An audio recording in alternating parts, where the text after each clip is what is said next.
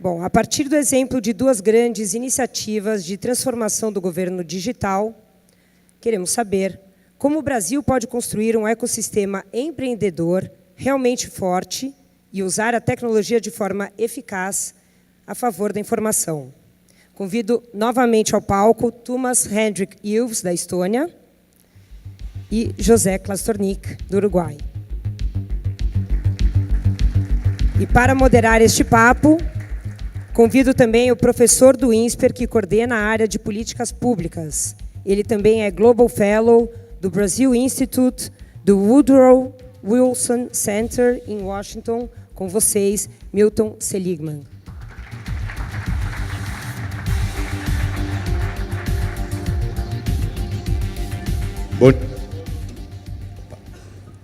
Bom dia a todos.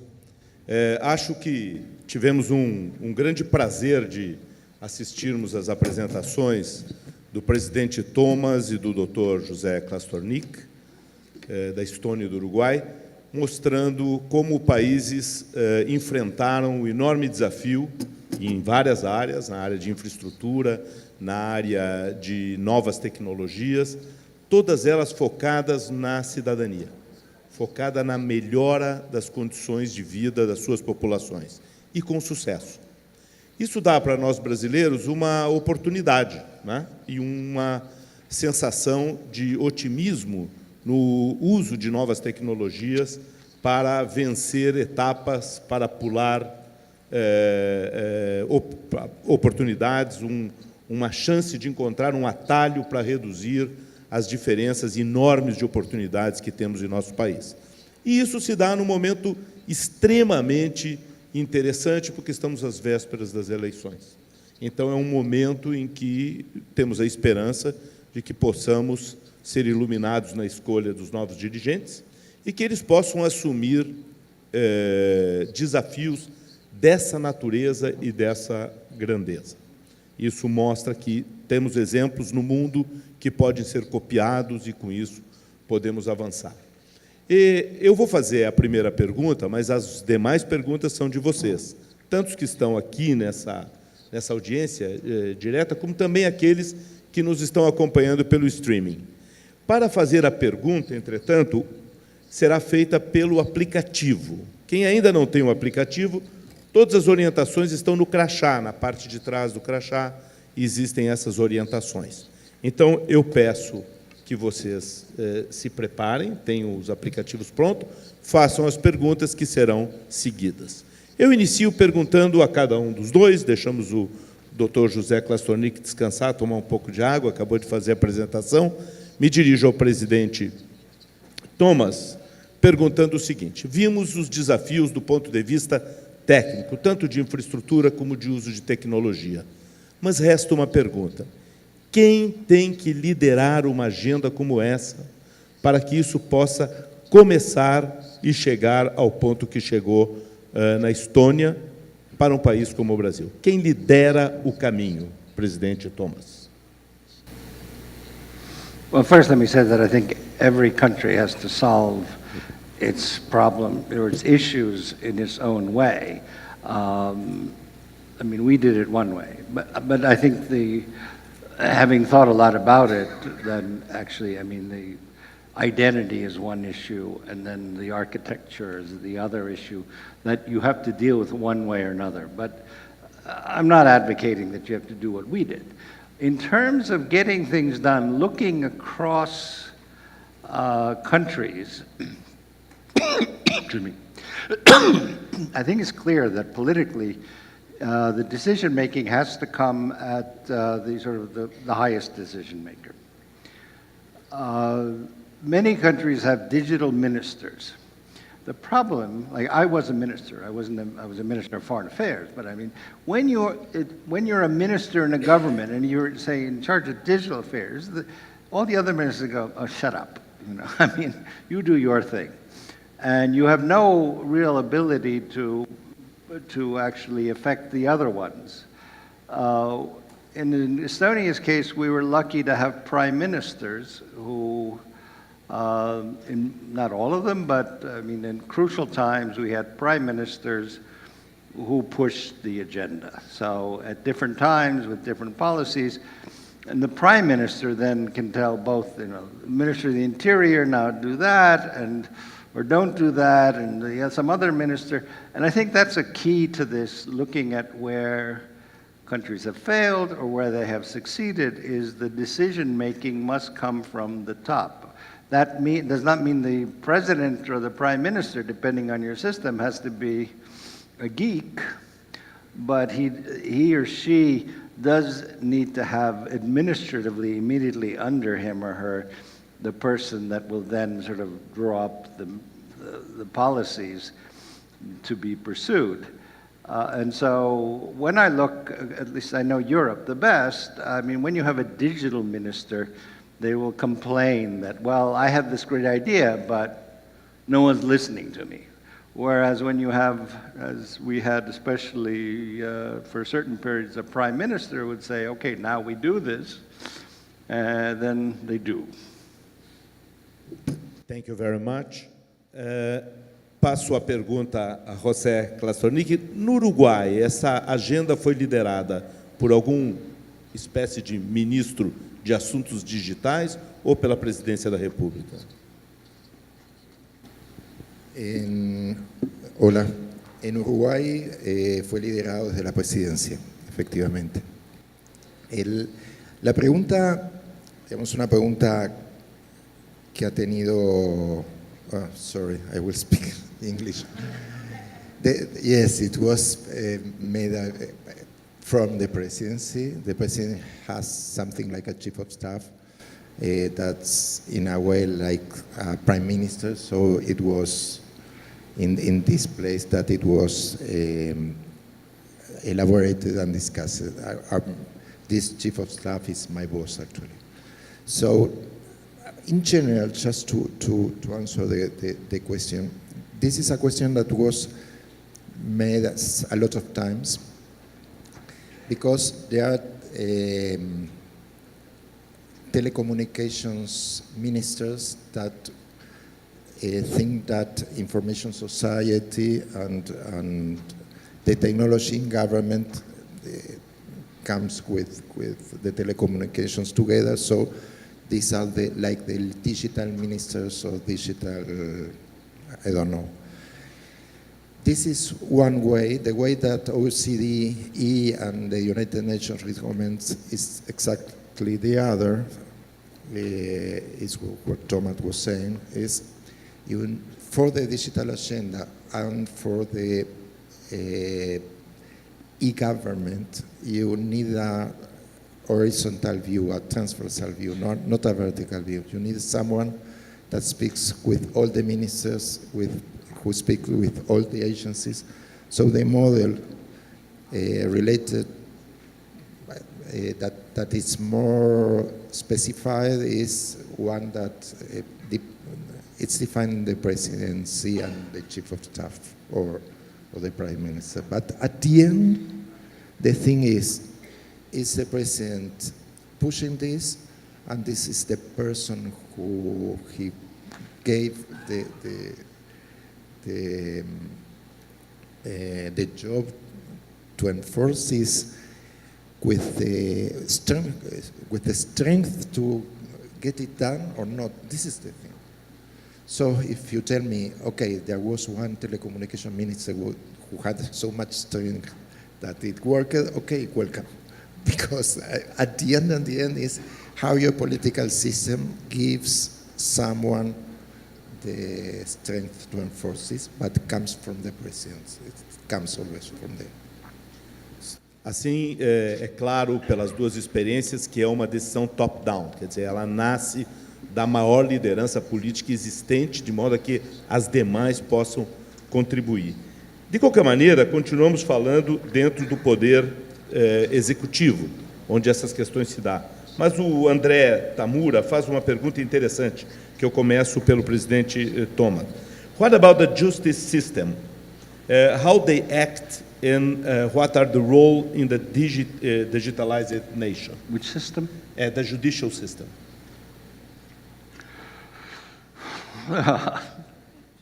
Well, first of all, I mean, whatever we do must conform to sort of constitutional requirements as set out by both the Constitution and the laws deriving from the Constitution on privacy, who can see what.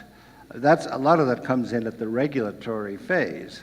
Now, the judicial system, one thing that we have done is we have regular courses for our judges, bringing them up to date on legislation.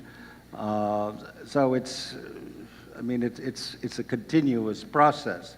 There's a broader problem, which is across governments, which is that not that many people, at least earlier, now it's a little better, fully understand the digitization and or IT. And I mean, it goes back to, actually, I would argue, an essay written in 1959 by C.P. Snow, a physicist and a literary novelist, called The Two Cultures, in which the people in the humanities don't really understand science, and the people in science don't necessarily understand kind of the moral, ethical world of the legal system and of proper behavior. So it's not just the judicial system. And the difference, I would also argue, is that when C.P. Snow wrote this essay, technology did not interfere in people's lives very much. I mean, you could watch television, but unlike 1984, your television didn't look at you. Whereas today, in your computer, unless you put a piece of tape over it, someone could be watching you all the time. In the old days, you had a phone, like I said, attached to the wall. And if you left the room, no one knew where you were. Today, everyone has a mobile phone, and that mobile phone is telling somebody or many people where you are at any moment. When you think of, I mean, how many people here use Google Maps when they drive?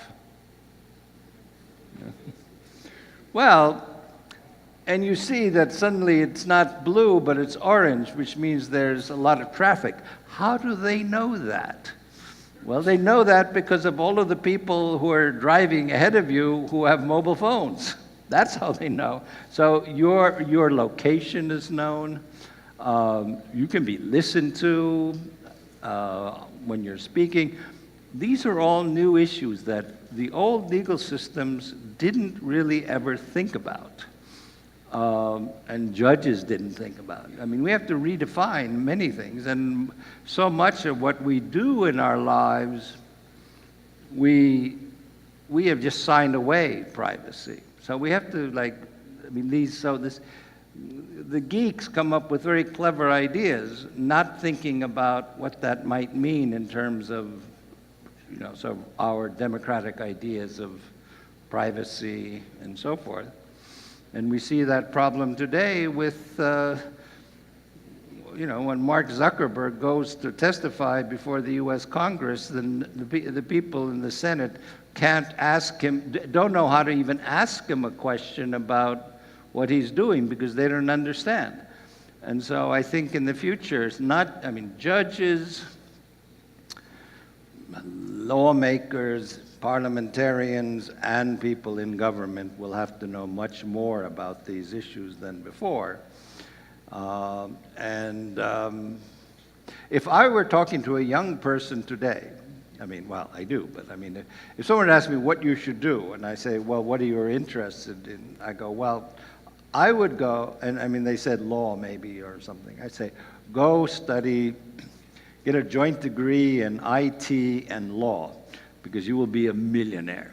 Because if you know those two fields, you have it made. Thank you so much. Deixa eu mudar para o Uruguai e fazer uma pergunta interessante que vem da Juliana Mitkiewicz. A Juliana pergunta em aberto aos dois, mas eu vou dirigir ao José para que a gente tenha outros pontos de vista em outros assuntos. What are the approach to promote financial inclusion dentro desse programa de digitalização no Uruguai? Who are the target groups?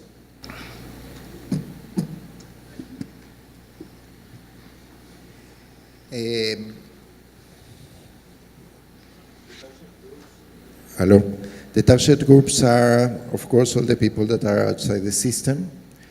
Usually you can say it's outside the system that people who doesn't have an account on the banks, and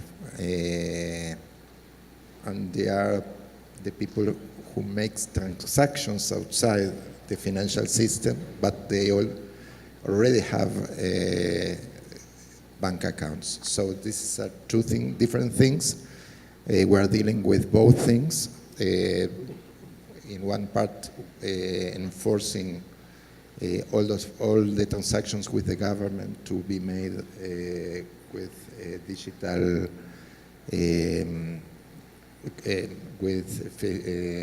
digital financial transactions, and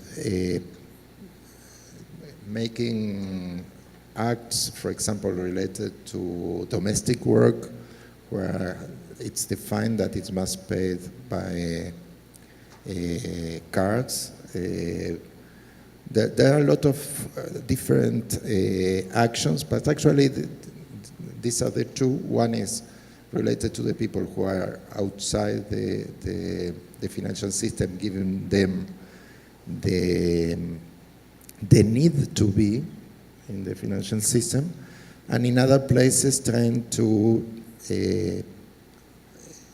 make all the transactions inside the system.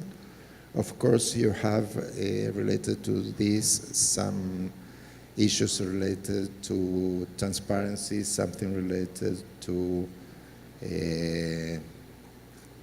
getting the taxes paid. But I think it's a plan we are more focused on equity than on getting more money, a lot more on equity than getting more money. Thank you, José. Presidente Toomas, uma pergunta que vem da Mônica Ferreira Dias, muito interessante. She asked about how to keep continuity on the process, on the e-government process, in order to keep and maintain all the goals that we reach in the process, considering that you have elections each 4 years. Well, I think there are a couple of things, a couple of different ways to answer that. First of all, one of the things that's kind of funny in my country is that, the fundamental issue when it comes to digital governance is trust. And what we have in my country is we have this standard distrust of politicians. Oh, they're all stupid. They don't know anything. That's, on the other hand, they trust the system because the system has not, we have not had a breakdown in the system. And in fact, we suffered a massive attack on our system in 2007, but they never got in.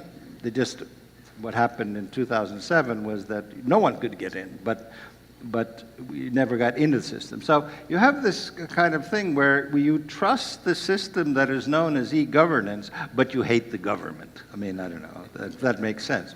Now, where to go?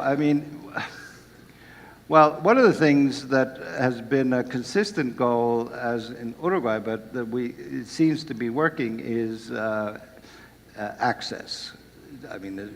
And in fact, the kind of statistics we have now is that, for example, in voting, in the beginning, people said it would just be the richer, younger people in the cities who would be voting. But the last 3 elections, that's no longer true. The sort of rural population votes as much as the urban. Proportionally, of course. Age doesn't make a difference. So, it seems to be spreading through society. Now, when we think about where to go, I mean, there are many things that I think we can still do in our own society, but really I think where the crying need for it is actually to extend it beyond our borders to make countries compatible with each other. Because we live in a world in which people travel a lot. Especially if you're a small country, you travel a lot. And there is no reason, I mean, I brought the example of the digital prescription now beginning to work between Estonia and Finland. Technologically, there's no reason why it should not work all over, at least within the European Union, for example. But I mean, I was sick in the southern country to our south, Latvia, and you know, I couldn't get my prescription. I mean, it was just, now, I mean, we're right next door to each other. These kinds of things should be, I think, extended all over Europe, in the case of Europe, or even more so, if I am sick and I'm in Greece, I just go there. I should be able to go there, put in my ID card, identify myself, and authorize the Greek doctor who need not, I mean, you certainly won't speak Estonian, but maybe he doesn't even speak English, and he can then get my medical records already translated into Greek. I mean, that's kind of a simple thing. I mean, that's technologically doable immediately. But to get to that point where you can go all around Europe. Now, I would say in Latin America, you have, I mean, it's even easier, because if you think about Europe, you have basically 26 different languages out of 28 countries. So, I mean, all of this translation, all this stuff, okay. You don't have to do that. I mean, basically, there are two languages, and if you know one or the other, I mean, okay, right, well, Brazil is big Brazil, but I mean, I would think of all the other countries, and I mean, you can do, or you can think of the Arab world, I mean, the same thing. Services like banking, like prescriptions, like medical records, those, I mean, it's almost, I mean, just do it, right? I mean, you don't have to do a translation program. So I think that's the direction, one direction we should be heading in a world in which we are much more than ever before moving around from place to place. And I think, and again, those are political decisions. That is, there's nothing to do with the technology exists today. It existed 10 years ago.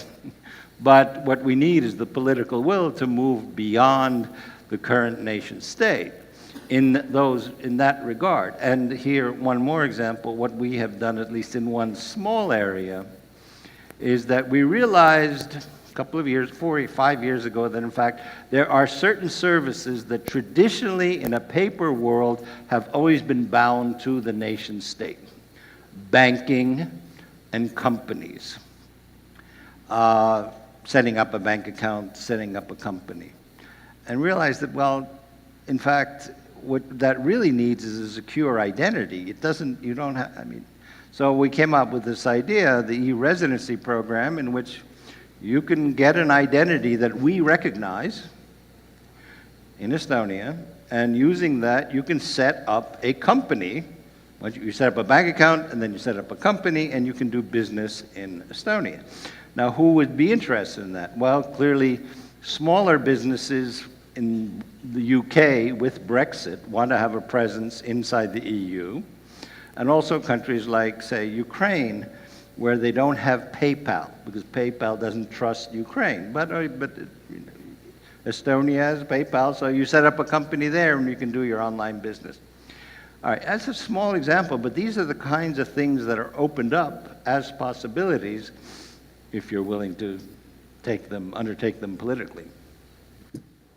Thank you so much. Assim que vemos que quando a população é a grande beneficiária de um processo como esse, o resultado não é um produto do governo, mas é um produto da nação. E mais do que isso, ela não só defende, como certamente se orgulha. Eu tenho absoluta certeza que o povo da Estônia deve ser orgulhosíssimo da diferença que o país faz dentro da Europa e dentro do mundo também, por conseguir atingir os níveis de digitalização e de atendimento da população que atingiu. Ao José, eu faço a pergunta que vem, e provavelmente vejo pelo tempo que estamos terminando, que vem da Camila Lacerda, que pergunta quais são os feitos na área de educação certamente a área na qual as diferenças sociais podem ser reduzidas, e é o caminho para reduzir as grandes diferenças sociais. Que grandes avanços o Uruguai conseguiu dentro desse programa no campo da educação? Bueno, es un tema muy discutido thank you. It's a very discussed thing. You have a lot of effects that are going in parallel, so it's a little bit difficult to take into account one. We know that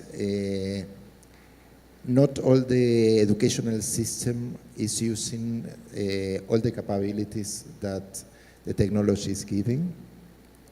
So the first lesson is it's dependent on the teachers. Teachers that have a motivation and they keep the kids doing things, they elevate the level of the education to new standards. We speak about CEIBAL. CEIBAL is the name of the One Laptop per Child project, the CEIBAL generation. We have kids that won